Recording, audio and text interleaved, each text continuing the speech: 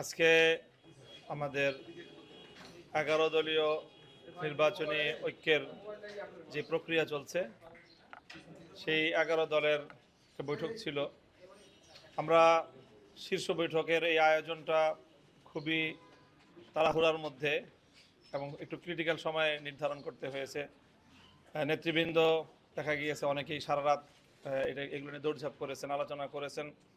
তো রাতের গভীরে সিদ্ধান্তটা ফাইনাল করতে হয়েছে এবং সবাইকে সময় মতো অবহিত করা সম্ভব হয়নি।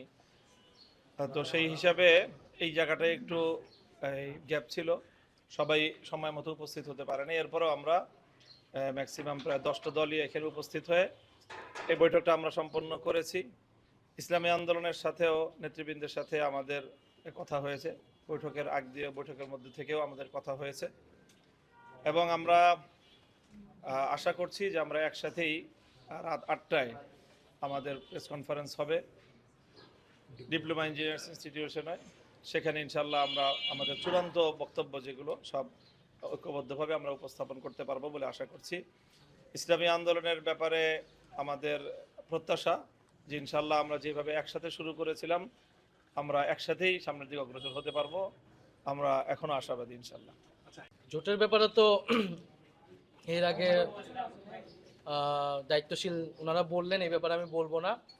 আমাদের জায়গা থেকে আমরা আশাবাদী এবং আমরা সময় নিচ্ছি এই কারণেই যাতে এই জোট প্রক্রিয়াটা অটুট থাকে এবং আমরা এই জোট কিন্তু শুধুমাত্র আসন সমঝোতার জোট হলো, এটার একটা রাজনৈতিক গুরুত্ব আছে, এটা আপনারা সকলেই বুঝেন, দেশবাসী বুঝেন এবং একটা আকাঙ্ক্ষার জায়গা আছে।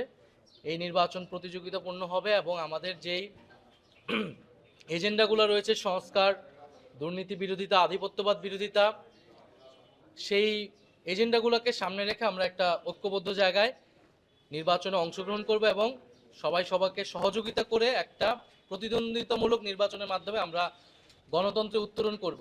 এটাই আমাদের সবার প্রত্যাশা।